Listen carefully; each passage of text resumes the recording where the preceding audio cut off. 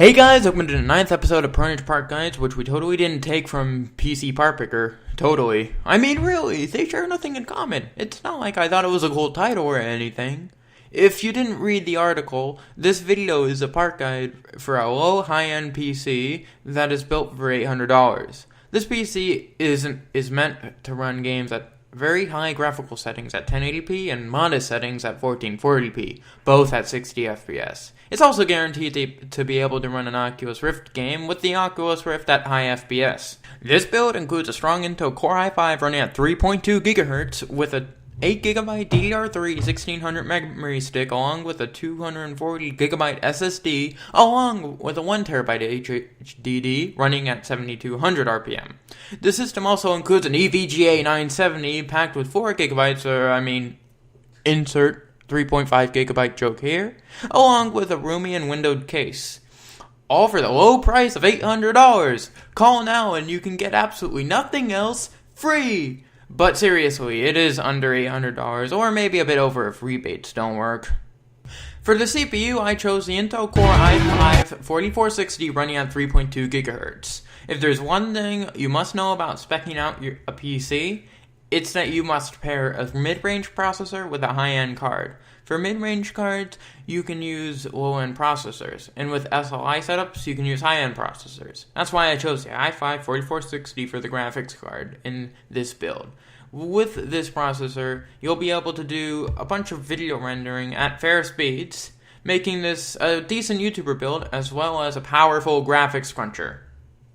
For the memory, I chose a crucial 8GB of DDR3 1600 RAM stick.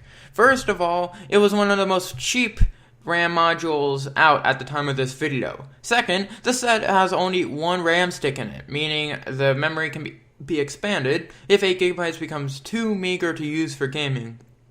Plus, Crucial is generally good at making RAM, and most people who use this agree.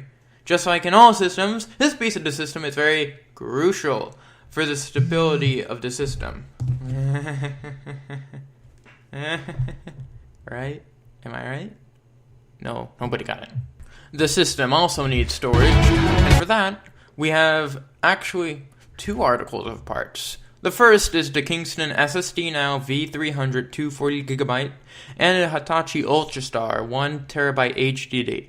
The SSD is meant for storing the operating system and some important programs, such as a video editor or a MOBA game, while the HDD is meant for mass storage of games and perhaps all those ISOs you pirated off the internet. Trust me, I'm an internet genie, I know this stuff. Anyway, as a user of the SSD Now series, the SSD Now series is a very good brand of SSD. It's cheap and effective. However, I do not recommend modifying this build to have only 120GB of SSD storage, for you may have storage issues. However, if you like to do that, go ahead. For the graphics processor, we're going with the GTX 970 from manufacturer EVGA. The card is so good and only needs to use 87% of its power to function properly. But really, this graphics card is very nice at lower resolution settings. As long as it is in 4K and doesn't use a lot of memory, it'll run it smoothly.